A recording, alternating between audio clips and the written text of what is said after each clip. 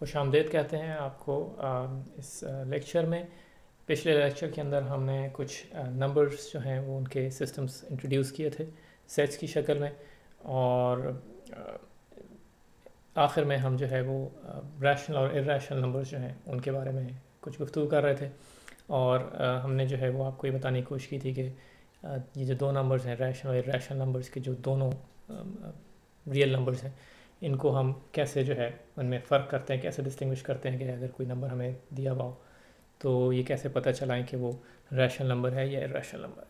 तो कुछ हम जो है उस डेफिनेशन को दोबारा से रिवाइज़ कर लेते हैं, और उसके बाद आज के लेक्चर में एक प्रूफ करेंगे, एक नंबर लेंगे और उसको ये प्रूव करने की कोशिश करेंगे कि वो एक इर्रेशनल नंबर। और पहले हम जो है वो ये देखते हैं कि ऐसे प्रूफ की क्यों हमें ज़रूरत पेश आ सकती है। तो सबसे पहले set of all rational numbers की डेफिनेशन आप पहले इसको देख चुके हैं। सेट ऑफ रैशनल नंबर्स जो हैं वो हमने उसके लिए सिंबल क्यू यूज़ किया हुआ है, और सेट बिल्डर नोटेशन के अंदर जो डेफिनेशन है उसके मुताबिक any number x such that x can be represented और can be written as p over q, यानी एक रेशो की फॉर्म में अगर हम लिख सकते हैं उसको, such that p and q are integers. Only exception जो है वो ये कि डिनोमिनेटर में जो नंबर है q वो ज़ीरो नहीं होना चाहिए। तो एनी रेशो मसलन 1/2, 3/4, यानी ये सारे के सारे जो हैं ये रैशनल नंबर्स हैं, क्योंकि हम इन्हें इस रेशो की फॉर्म में लिख सकते हैं जहाँ पे डिनोमिनेटर और न्यूमरेटर दोनों जो हैं वो इंटीजर्स हैं, और यही डेफिनेशन है रैशनल नंबर्स की। इसके against set of irrational numbers हैं, उनकी डेफिनेशन जो है वो इस तरह से है कि हर वो नंबर के जो रैशनल नंबर नहीं है वो इर्रेशनल नंबर है। और इसलिए अगर कोई नंबर आपको पता है कि वो रैशनल नहीं है तो उसके बारे में हम ये कह सकते हैं कि वो इर्रेशनल है। लेकिन यहाँ पे एक छोटी सी जो है वो एक प्रॉब्लम है, और वो हम आपको कोशिश करते हैं कि उसको इलस्ट्रेट करें कि वो प्रॉब्लम क्या है। प्रॉब्लम ये है कि हमारे जो रैशनल नंबर्स हैं हमें मालूम है कि उन्हें रेशो की फॉर्म में लिखा जा सकता है, यानी p ओवर q की फॉर्म में। लेकिन हम अगर q को से डिवाइड करें p को, तो हम उसे एक डेसिमल नंबर की फॉर्म में भी मसलन लेके लिख सकते हैं। और जब हम उसे डेसिमल नंबर की फॉर्म में लिखते हैं तो फिर सवाल ये पैदा होता है कि एक डेसिमल नंबर को देखकर हम ये कैसे बताएं कि वो रैशनल नंबर है या इर्रेशनल नंबर। एक रेशो की शक्ल में अगर कोई नंबर लिखा हुआ है तो उसमें ये प्रॉब्लम इसलिए नहीं है कि हमें मालूम है कि अगर वो रेशो की शक्ल में लिखा हुआ है तो वो रैशनल नंबर ही है, क्योंकि रैशनल नंबर्स की डेफिनेशन ये है कि वो एक रेशो की शक्ल में लिखे जा सकते हो, और इर्रेशनल नंबर्स जो हैं वो हैं कि जो इस रेशो की शक्ल में नहीं लिखे जा सकते। लेकिन डेसिमल फॉर्म जो है उसमें हम दोनों रैशनल और इर्रेशनल नंबर्स को लिख सकते हैं। जब हम इर्रेशनल नंबर्स को डेसिमल नंबर की शक्ल में लिखते हैं तो हम ये देखते हैं कि an irrational number has endless non repeating digits to the right of the decimal point. ठीक है, यानी अगर आप उसको डेसिमल नंबर की शक्ल में कोई नंबर लिखा हुआ हो, मसलन ऊपर यहाँ पर जगह निकाल के लिख लेते हैं, मसलन फ़र्ज़ करें कि 3.1415 और उसके बाद ये 3 डॉट्स जिन्हें एलिप्सिस कहते हैं ये लिखे हुए, तो एलिप्सिस का मतलब है कि ये अनएंडिंग, यानी यहाँ पे नंबर्स आते रहेंगे आप लिख इसमें यहाँ पे ये कभी ख़त्म नहीं होगी, ये नंबर्स की जो वो है सीरीज़। और इनमें जो है वो कोई ऐसी नंबर या कोई ऐसा ब्लॉक नहीं है कि जो रिपीट हो रहा हो। ठीक है, और यहीं पे छोटी सी एक प्रॉब्लम ये है कि हमें ये कैसे पता चले कि कोई चीज़ रिपीट हो रही है नहीं हो रही, क्योंकि एलिप्सिस लगाने का मतलब ये है कि हम मज़ीद नंबर्स जो है वो नहीं लिखना चाहते, तो इनको ना लिख के हो सकता है कि अगर कोई पैटर्न मौजूद था या कोई ब्लॉक जो है वो रिपीट हो रहा था नंबर्स का, तो वो हमें नज़र ना आए इस सूरत में। इसको मज़ीद एग्जांपल से और समझने की कोशिश करते हैं। यहाँ पर हमारे पास एक एग्जांपल है, मुख्तलिफ एग्जांपल्स दी हुई हैं रैशनल नंबर्स की और इर्रेशनल नंबर्स की। तो सबसे पहले जो है वो ये पहला कॉलम देखें, इसमें एग्जांपल्स हैं उन रैशनल नंबर्स की कि जो डेसिमल की शक्ल में लिखे हुए, उनकी दोनों फॉर्म्स दी हुई हैं आपको, जो है रेशो की फॉर्म में 1/4 भी दिया हुआ है, और उसका जो है डेसिमल फॉर्म के अंदर 0.25 वो उस शक्ल में भी लिखा हुआ है नंबर।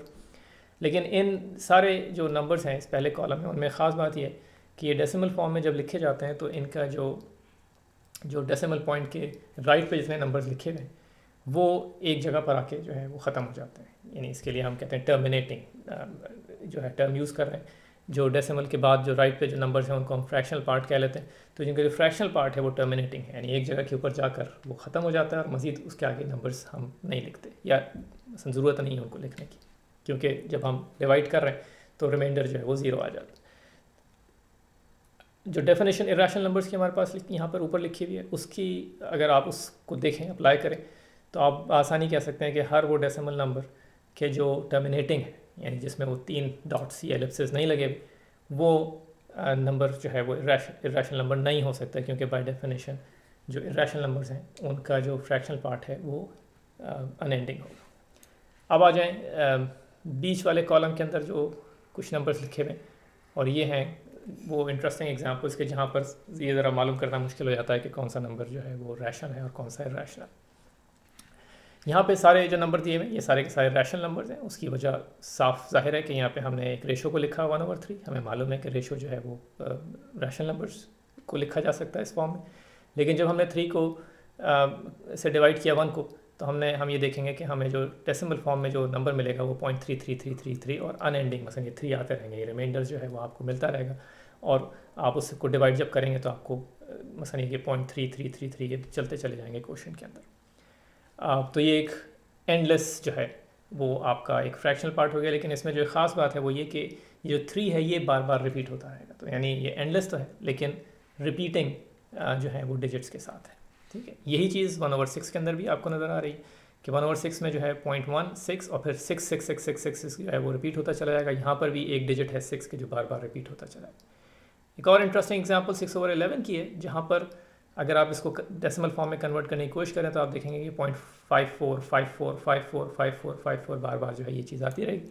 और यहाँ पे ये अनएंडिंग है, नॉन टर्मिनेटिंग है, लेकिन इसमें एक नंबर नहीं बल्कि 2 डिजिट्स जो हैं, यानी एक ब्लॉक है डिजिट्स का 54 जो बार बार रिपीट हो रहा है। और बाज़ लोग इसीलिए एक बार लगा देते हैं उस ब्लॉक के ऊपर के जो बार बार रिपीट हो रहा हो। यानी अगर आपको ये जो है ये नंबर इस तरह से लिखा हुआ तो बाज़ लोग 1.33 के में 3 के ऊपर एक बार लगा देंगे ये बताने के लिए कि ये 3 जो है ये रिपीट हो रहा है।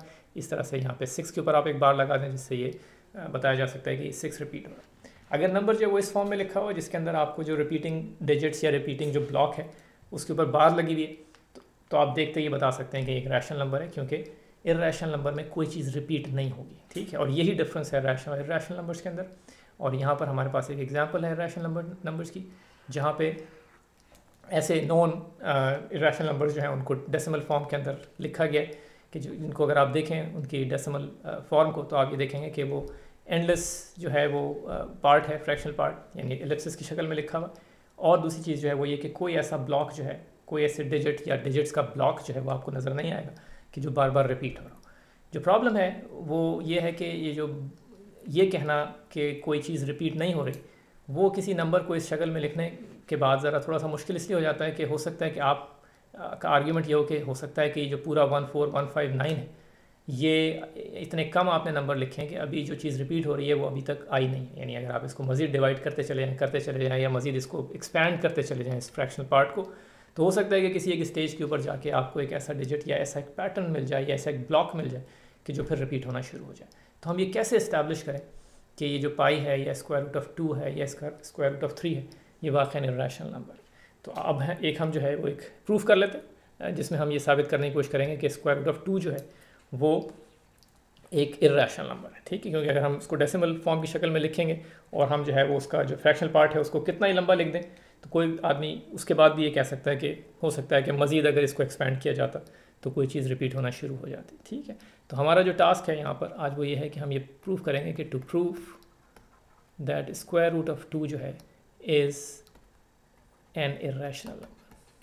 ठीक है, तो ये हमारा प्रूफ है और एक ये फॉर्मल प्रूफ हम करना चाहते हैं ताकि किसी किस्म का कोई जो है वो शक व शुबे की गुंजाइश ना है। ठीक है जनाब, तो अब जो है सबसे पहले ये देखते हैं कि इसका मतलब क्या है, जो चीज़ हम यहाँ कह रहे हैं कि हम अगर ये प्रूफ कर रहे हैं कि √2 इज़ एन इर्रेशनल नंबर, तो दरअकीकत हम ये कह रहे हैं कि there is no number, there is no irrational, there is no rational number.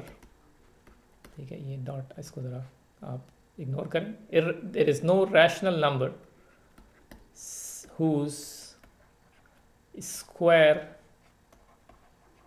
is 2। ठीक है, यानी जो ऊपर वाला जुमला है जिसमें हम ये कह रहे हैं कि √2 जो है इज़ एन इर्रेशनल नंबर, उसको हमने सिर्फ दूसरी तरह से लिख दिया कि इसका मतलब ये है कि there is no rational number whose square is 2। यानी अगर हम उसको स्क्वायर करें, in other words there is no C/D, क्योंकि हमें पता है कि C/D जो है वो वो रेशो की फॉर्म है कि जिसके अंदर रैशनल नंबर्स को लिखा जाता है। तो हम ये कह रहे हैं कि there is no c over d such that c and d are integers and d is not equal to 0, और c over d जो है वो एक जैसे एक रेशो की फॉर्म में हमने कहा कि एक रैशनल नंबर है। तो हम ये कह रहे हैं कि कोई c over d ऐसा नहीं मिल सकता हमें कि जो अगर उसका स्क्वायर किया जाए तो हमें 2 मिले। ये यानी ये हम ये प्रूव करना चाह रहे हैं। अच्छा, c over d जो है ये एक रेशो है और ज़रूरी नहीं कि ये बिल्कुल अपने सिंप्लीफाइड फॉर्म के अंदर, यानी इस बात का इम्कान है कि हम c over d जो है उसमें हम उसका जो है वो कोई ग्रेटेस्ट कॉमन जो है डिवाइज़र हो जिससे हम दोनों को c और d को डिवाइड कर दें और इसकी एक simplified form a over b के अंदर उसको यानी लिख सकें। तो और a over b जो है ये इसकी सिंप्लीफाइड फॉर्म है, ठीक है। तो जहाँ पर मज़ीद जो है हम यानी कोई ऐसा कॉमन फैक्टर नहीं है a और b के दरमियान कि जिसको मज़ीद हम जो है वो एक दूसरे से कैंसिल करके इसको मज़ीद जो है छोटी टर्म्स जो है डिनोमिनेटर और न्यूमरेटर के अंदर उसमें लिख सकें। तो ये हमने एक मसलन अपना this is what we like to prove. जब हम ये प्रूव करने के लिए जा रहे हैं कि स्क्वायर रूट ऑफ 2 जो है वो एक इर्रेशनल नंबर है, तो हम ये साबित करना चाह रहे हैं कि कोई ऐसा c over d नंबर नहीं है कि जिसको अगर स्क्वायर करें तो 2 मिलेगा। हमने कहा कि c over d जो है एक जनरल एक रेशो हो सकता है। चलें हम ये करते हैं कि उसकी एक simplified form a over b है कि जिसको अगर हम स्क्वायर करें तो वो 2 जो है वो नहीं होगा। तो इसलिए हम अब ये कह रहे हैं कि कोई a और b एग्जिस्ट नहीं करता कि जिसका स्क्वायर अगर हम करें तो वो 2 मिलेगा, और a और b जो है वो सिंप्लीफाइड टर्म्स हैं, यानी वो रिलेटिवली एक दूसरे एक रिलेटिवली प्राइम है, उनमें कोई कॉमन फैक्टर नहीं है, ठीक है। अब हमारा जो प्रूफ है वो यहाँ से शुरू होता है। तो ये चीज़ है जो हमें प्रूफ करनी है। हमारा प्रूफ जो है वो स्टार्ट होता है और उसमें हम प्रूफ बाय कॉन्ट्रडिक्शन से, तो हमारा प्रूफ बाय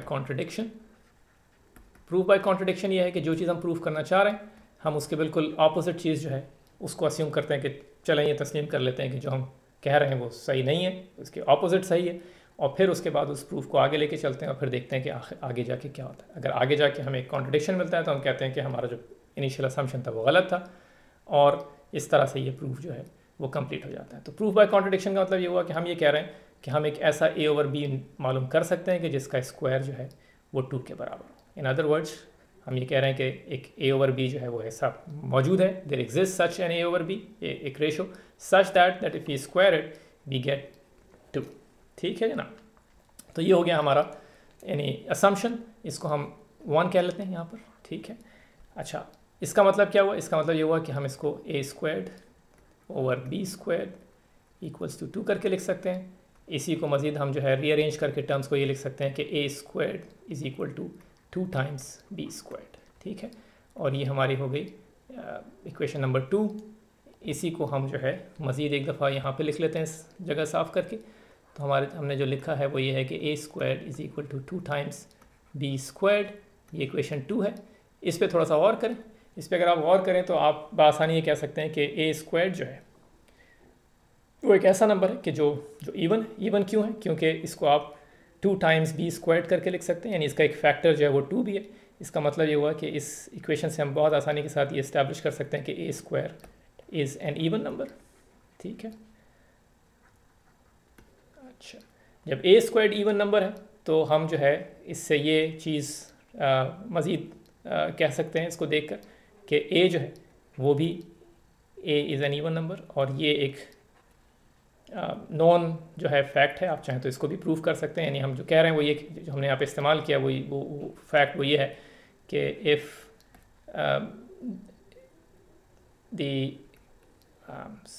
द स्क्वायर, ये बीच में लाइन कैसी आ गई, इसको ज़रा जान छुड़ाएं इससे, ठीक है। दोबारा से पेन ले लेते हैं। If the square of a number is even, then that number is also an even number। तो ये हमने यहाँ पर एक फैक्ट जो है नॉन फैक्ट वो यूज़ किया है। अगर आप कन्विंस नहीं है इसको तो हम इसको भी प्रूव कर सकते हैं इस चीज़ को। बहरहाल अगर ये आप ये मान लें कि ये चीज़ दुरुस्त है तो ये मालूम करने के बाद कि ए स्क्वायर जो है वो एक इवन नंबर है, हम उससे ये इस्टेब्लिश कर सकते हैं कि ए जो है वो भी एक इवन नंबर है। ए इवन नंबर का मतलब क्या हुआ? ए इवन नंबर का मतलब ये हुआ कि हम ए को भी जो है हम 2 टाइम्स सम अदर नंबर करके लिख सकते हैं, यानी इसका एक फैक्टर जो है वो ए का 2 होगा, क्योंकि ये डेफिनेशन है इवन नंबर्स की, दे आर डिविजिबल बाय 2। तो ए जो है it can be written as 2 times f. ठीक है, इसको हम इक्वेशन 2 के अंदर इक्वेट कर देते हैं, यानी हमारी इक्वेशन 2 जो है ये ऊपर लिखी हुई है यहाँ पर, जिसमें लिखा हुआ है कि ए स्क्वायर जो है वो 2b स्क्वायर के बराबर है। इसमें हम 2f ए स्क्वायर की जगह लगाएं तो ये हो जाएगा 2f square is equal to 2b square. इसको सिंप्लीफाई करें, इसको जब आप सिंप्लीफाई करेंगे तो आप देखेंगे कि ये हो जाएगा 4 times F square is equal to 2 times B square, और in other words it will be B square equals to 2 times F square. अब इस इक्वेशन पे और करें, इसमें आप क्या देख रहे हैं? आप ये कह रहे हैं कि बी स्क्वायर जो है वो 2f स्क्वायर के बराबर है, या in other words b square जो है वो एक इवन नंबर है क्योंकि इसका एक फैक्टर 2 है। ठीक है, थोड़ी सी जगह क्लियर कर लें यहाँ पर।